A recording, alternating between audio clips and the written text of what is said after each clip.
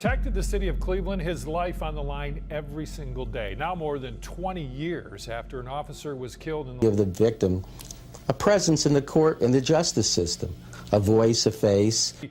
His legacy will be permanently etched in history. Colton Molesky was there for the emotional event.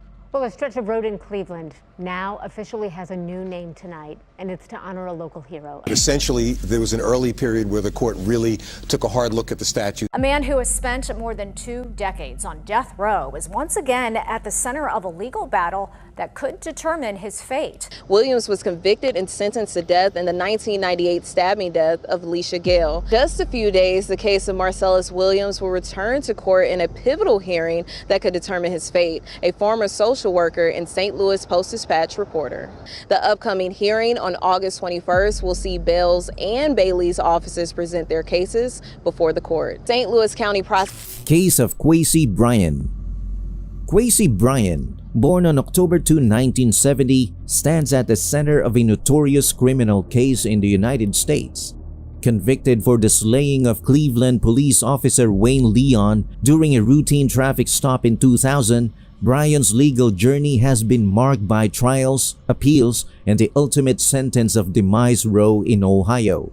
As his scheduled ending date of January 7, 2026 approaches, the details of his crimes and the complexities of his legal proceedings continue to draw attention and debate. The tragic incident unfolded on June 25, 2000, when Officer Wayne Leon conducted a routine traffic stop involving Bryan at a gas station in Cleveland's central neighborhood. During this encounter, Bryan fatally shot Officer Leon in the face, resulting in instantaneous demise. The sudden and brutal nature of the crime sent shockwaves through the community and led to Bryan's swift apprehension and subsequent legal proceedings. In the eyes of the law, Bryan's actions constituted a grave offense, and he was swiftly brought to trial for the slaying of Officer Leon. The court found him guilty of the heinous crime, and he received the most severe punishment, a demise sentence. However, the legal battle surrounding Bryan's case was far from over, as subsequent appeals and challenges brought new dimensions to the proceedings. In 2015, Bryan's case took a significant turn when federal public defenders Lori Riga and Alan Rosman presented him in an appeal before the United States District Court for the Northern District of Ohio. This appeal focused on a crucial aspect of Bryan's trial, the improper removal of a prospective black juror by the prosecutors due to her race. Judge James G. Carr acknowledged this improper conduct and overturned Bryan's case, citing prosecutorial misconduct as a key factor in his decision. However, the legal saga continued as the United States Court of Appeals for the Sixth Circuit intervened, reversing Judge Carr's decision by a narrow margin of 2-1 in December 2016. The appellate court criticized Judge Carr for substituting his interpretation of the evidence for the trial judge findings, ultimately reinstating Bryan's conviction and demise sentence. His legacy will be permanently etched in history. Colton Molesky was there for the emotional event. Give the victim a presence in the court and the justice system, a voice, a face. Dedication to community, duty, sacrifice, and is an example of a man for others. Essentially, there was an early period where the court really took a hard look at the statutes. A way to permanently remember and remind people of the sacrifice from Officer Leon. Despite efforts to challenge this decision, including a plea to the United States Supreme Court, Bryan's fate remained unchanged. As the original ending date of October 26, 2022 approached, Bryan's legal team continued to fight for his life. However, their efforts faced another setback. On June 24, 2022, Bryan's ending was postponed to January 7, 2026. This delay extended the period of uncertainty surrounding Bryan's fate, prolonging the emotional toll on both the victim's family and Bryan's own supporters. The case of Kwesi Bryan serves as a poignant reminder of the complexities inherent in the criminal justice system. Beyond the initial act of violence that claimed Officer Leon's life, the legal proceedings have highlighted issues of prosecutorial misconduct, racial bias, and the delicate balance between justice and mercy. While Bryan awaits his fate on Demise Row, his case continues to spark debates about the fairness and efficacy of capital punishment in contemporary society. Legal Odyssey of Kwesi Bryan. Kwesi Bryan's criminal history extends beyond the tragic slaying of police officer Wayne Leon in 2000, delving into a disturbing pattern of physical attacks that preceded his infamous crime. These attacks, spanning several years and culminating in convictions, paint a chilling portrait of Bryan's predatory behavior and the lasting trauma inflicted upon his victims. As the legal system grapples with the complexities of his past offenses, Bryan's case raises profound questions about the accountability, justice, and the pursuit of truth. The timeline of Bryan's physical attacks intertwines with his journey through the criminal justice system, revealing a troubling pattern of violence and exploitation. In 2007, Bryan pleaded guilty to multiple physical attacks predating his 2000 crime, resulting in a staggering sentence of up to 48 years in prison. These offenses, committed prior to the slaying of Officer Leon, underscore the depths of Bryan's depravity and the urgent need for intervention. However, the legal landscape surrounding Bryan's physical attack convictions underwent significant upheaval in April 2017 when he was resentenced to 22 years in prison. This reduction in sentence came after the Ohio Supreme Court determined that 5 judges in 5 Cuyahoga County physical misconduct cases had improperly applied sentencing laws retroactively. The recalibration of Bryan's punishment reflects a broader re-evaluation of past convictions and sentencing practices, highlighting the evolving standards of justice and equity within the legal system. One of the most egregious instances of Bryan's physical violence occurred on March 15, 1994, when he perpetrated a horrific physical misconduct and kidnapping. The Cuyahoga County Court of Common Pleas convicted Bryan of these charges in 2014, shedding light on a harrowing ordeal of brutality and terror. Despite Bryan's conviction, the legal proceedings surrounding this case were complex and fraught with challenges emblematic of the difficulties faced by survivors of physical attacks seeking justice. During the trial, the victim bravely testified about the traumatic events that unfolded on that fateful day in 1994. She recounted how Bryan, wielding a knife, coerced her behind a vacant home in Cleveland and subjected her to multiple physical misconducts in an abandoned car.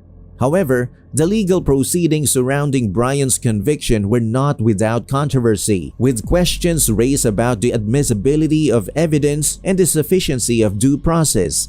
Despite these challenges, the verdict against Bryan served as a beacon of hope for survivors of physical attack, signaling a measure of vindication and closure in their quest for justice.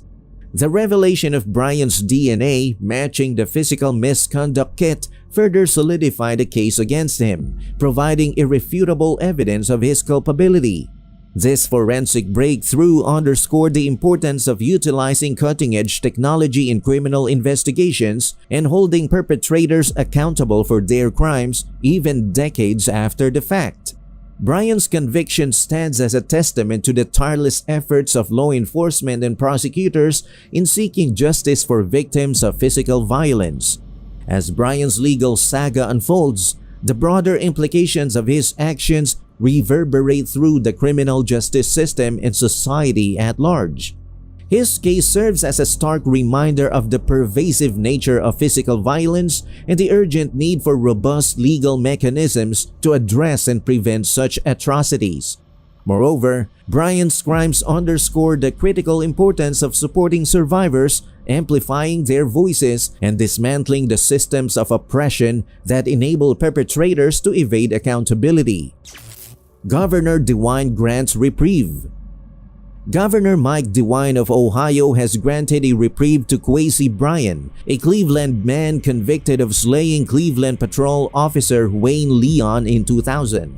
Brian, now 51 years old, was originally scheduled for ending in October but will now remain on demise row until January 7, 2026, following the governor's decision. The reprieve comes amid ongoing challenges faced by the state in obtaining the necessary drugs for lethal injections, Ohio's primary method of ending.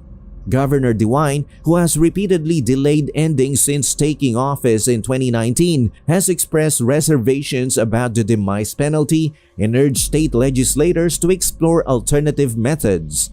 However, no concrete action has been taken by lawmakers to address the issue, leaving the state's demise penalty system in a state of legal uncertainty. Kwesi Bryan's case garnered national attention due to the circumstances surrounding Officer Wayne Leon's demise. Bryan fatally shot Leon in the face during a routine traffic stop in Cleveland's central neighborhood on June 25, 2000. Leon succumbed to his injuries instantly, and Bryan was later apprehended in Columbus. In addition to his conviction for the slaying of Officer Leon, Bryan is serving prison time for 4 separate physical attack cases predating his arrest for the slaying. These convictions stemmed from a state initiative aimed at testing previously unexamined physical misconduct kits stored in police evidence, which ultimately linked Bryan to the crimes through DNA evidence. The reprieve granted by Governor DeWine underscores the ongoing complexities and ethical dilemmas surrounding capital punishment in Ohio and across the United States. Well, a stretch of road in Cleveland now officially has a new name tonight, and it's to honor a local hero. You'd want to search the inmate and make sure he doesn't have a weapon so that he couldn't do damage to himself or Protected the city of Cleveland, his life on the line every single day. Now more than 20 years after an officer was killed in the... which would make the injection process longer and much more painful.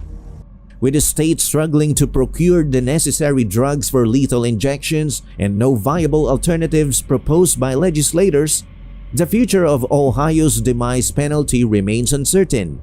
Meanwhile, Kwesi Bryan's case serves as a sobering reminder of the devastating consequences of violent crime and the enduring challenges faced by law enforcement and the criminal justice system in ensuring accountability and delivering justice to victims and their families.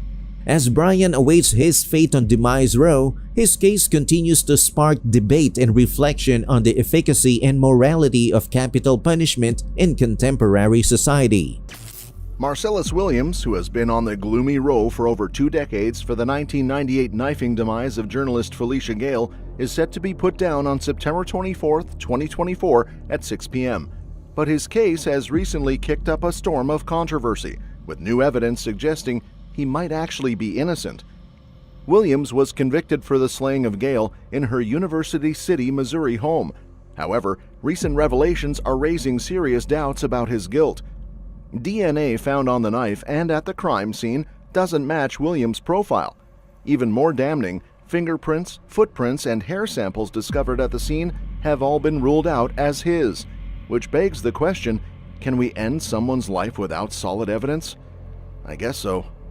A rare twist. In a rare twist, both St. Louis County prosecutors and Williams' defense team have come together to file a motion to overturn his penalty sentence. This move is unprecedented and shows a growing belief that Williams might not be the real culprit. The new DNA evidence, flagged by 3 prosecution experts, was initially reviewed 7 years ago, but was only recently brought to a Missouri judge on August 28, 2024. The prosecution's recent motion shines a spotlight on some major inconsistencies between the physical evidence and Marcellus Williams' alleged involvement in the crime. Felicia Gale, a reporter for the St. Louis Post-Dispatch, was found with a knife embedded in her neck and had been knifed a brutal 43 times. At the crime scene, there were bloody footprints, fingerprints, and hairs clutched at Gale's hands, all of which don't match Williams' profile. In the latest court session, both the county prosecutors and Williams' defense team made a passionate plea to stop his execution and urged the judge to take another look at the evidence. Still moving forward. On the flip side, the Missouri Attorney General's office is still pushing to move forward with the penalty sentence. The judge has set a deadline for final arguments by September 4, 2024, before making a ruling. Williams' case has stirred up a lot of debate about potential justice mishaps. Initially, the investigation didn't make much headway until some informants pointed the finger at Williams. The recent Missouri law that allows for the re-examination of dubious convictions has reignited the fight for justice in this high-profile case. What really happened? We know Marcellus Williams has been on the row for over 2 decades and is set to face his end on September 24, 2024. His case, revolving around the 1998 brutal slaying of journalist Felicia Gale, is surrounded by serious controversy and fresh evidence that questions his guilt. Williams, who struggled with drug addiction, was initially arrested on August 31, 1998 for robbing a donut shop. His arrest in 1999 and subsequent conviction in 2001 were influenced by shaky testimonies from his girlfriend and an acquaintance.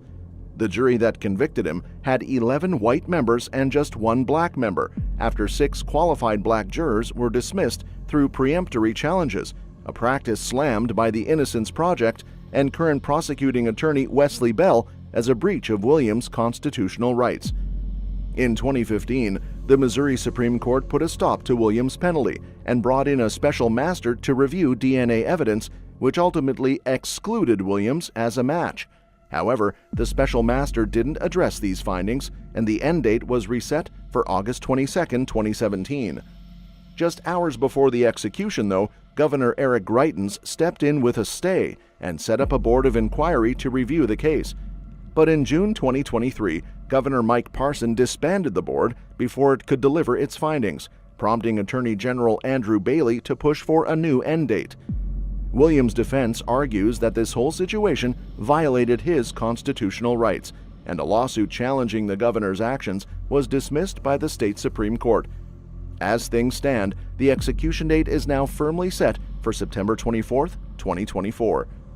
Clearing the way for Williams' execution in less than 2 weeks. Missouri judge rejects all legal efforts to vacate Marcellus Williams' conviction and death sentence. Based on this new DNA evidence that excluded Williams from the crime scene. Marcellus Williams has always maintained his innocence. Meanwhile, St. Louis prosecuting attorney Wesley Bell filed a motion to vacate Williams' conviction. We don't know what would have happened had that evidence not been mishandled, had it not, not been lost. The ground zero for any work that we do to make sure that an innocent person is not incarcerated, but also not executed. The evidence and its mishandling definitely had an effect on the case overall. Had it not been basically destroyed for evidentiary purposes. Today is a sad day for Missouri. It's a day that Missouri decided to tinker with. Is now saying, forget that. We're going to find you. We're going to kill you anyway. The day that they decided that a man who's found innocent based on DNA evidence. New culprits come to light. Then came another crazy twist in Williams' case. On August 21, 2024, it came to light that prosecutors had accidentally tainted the evidence by leaving their own fingerprints on the slaying weapon. As a result, both sides struck a deal known as an Alford plea, where Williams would be taken off the row without admitting guilt, but the state would keep its conviction intact. Not backing down, Attorney General Andrew Bailey filed a writ to prevent any chance of resentencing Williams to life without parole. This move led to an evidentiary hearing on August 28, 2024. During the hearing, prosecuting attorney Wesley Bell confessed that the botched handling of evidence and the racially motivated removal of black jurors were indeed constitutional violations that compromised the integrity of the conviction. The Innocence Project has slammed these revelations as a serious miscarriage of justice, pointing out the racial bias and procedural blunders in the case. As the date approaches, the case continues to spark heated debate over Williams' guilt and the fairness of his trial. The latest developments only add more fuel to the already intense discussions about justice and capital punishment. A major roadblock. In latest news and a dramatic turn of events, Marcellus Williams' fight to escape the row hit a major roadblock this week. Williams was hoping an evidentiary hearing could clear his name, but instead of courtroom breakthrough, the week saw his plea deal unravel amidst a whirlwind of legal challenges, much to Williams' dismay. Williams has long been working with his lawyers to swap his penalty sentence for life without parole. On Wednesday, a deal was reached where Williams would accept an Alford plea. This arrangement would allow him to maintain his innocence while agreeing to a life sentence, bypassing the ending penalty and hopefully ending the case. But the deal didn't last long. The Missouri Attorney General's office, headed by Andrew Bailey, quickly shot it down. They argued that St. Louis County Circuit Judge Bruce Hilton didn't have the power to approve the plea deal without a full review of the evidence that could overturn Williams' original conviction. The Missouri Supreme Court then stepped in, putting a stop to the resentencing hearing and scrapping the agreement. So, as things stand, Williams' bid for a reprieve faces another major setback, and the fight over his fate continues with no clear end in sight. There has been adequate time to do testing on different evidence and to make sure that their case is solid. So it's something that they're trying to downplay and trying to keep out of court. Conclusively said this is not Marcellus's DNA, then that is not something that aligns with the state's position, right? And Marcellus's legal team, they've been able to secure a court date. Even though, like you said, last 30 years has been different, but so I really hope, have hope at this time that something positive will come out of this, either exoneration or a new trial. Prosecutor being, on the side of justice right now, have had success with getting people exonerated. No closure in sight. Tricia Rojo Bushnell, an attorney from the Midwest Innocence Project who's been fighting for Marcellus Williams, didn't hold back in her criticism of the Attorney General's office. She slammed their decision to block the plea deal, arguing it not only undermines the St. Louis County Prosecutor's Office's efforts, but also disregards what the victim's family wants: closure. This decision goes against the will of a duly elected prosecutor and the community he represents, not to mention the family that's already been through so much. It's not justice, Bushnell said. This clash comes amid a growing storm of controversy over the integrity of Williams' conviction. Earlier DNA tests on the slaying weapon had already ruled out Williams, but as recent findings showed that the evidence was tainted by mishandling, chaos erupted for things to be set right. Prosecutor Matthew Jacober pointed out the new tests revealed the evidence had been improperly handled, raising even more doubts about the forensic evidence that led to Williams' conviction. With the plea deal now off the table, Judge Bruce Hilton has set a new date for an evidentiary hearing on August 28, 2024. This upcoming session will be crucial, as it will dive into the DNA evidence issues and other concerns about whether Williams' conviction was fair. Both sides will get their chance to make their case, making this hearing a pivotal moment for Williams. The St. Louis County Prosecutor's Office is still seriously worried about whether Williams' conviction was handled properly. They're all in on reviewing the evidence to make sure everything's above board. Meanwhile, the Attorney General's office is sticking to their guns about sticking to the legal process, arguing that every step must be followed to the letter of the law. As the legal drama continues, Williams' defense team is on a mission to dig up any new evidence that could clear his name. The case is turning into a spotlight on the tricky issues within the justice system, especially when it comes to navigating potential wrongful convictions and the complexities of capital punishment. The tensions between ensuring justice and sticking to legal formalities are really heating up, making this a high-stakes battle with a lot on the line. Let's get back to the breaking news. There's always a chance to change course, and that's what we hope we'll see. DNA evidence proves he's innocent. I spoke with Williams' lawyer about what's next in the fight for his release. And now we know that DNA testing from the knife that was found still protruding from the victim is also not his. Bloody shoe prints were not his. The fingerprints were not his. Hairs found in the victim's hands were not his. 17 years of Missouri's death row. Just last weekend, I celebrated my 21st year of being exonerated. At the end of the day, the criminal justice system has to have a component of finality, the evidence that jury relied on, and the victims. And I want to make sure that we always honor the victim's voice. What do your crime antennas suggest about Williams after knowing his full story? Is his penalty sentence fitting of the evidence available against him in a crime he may or may not have committed? We'll await your thoughts in the comments below.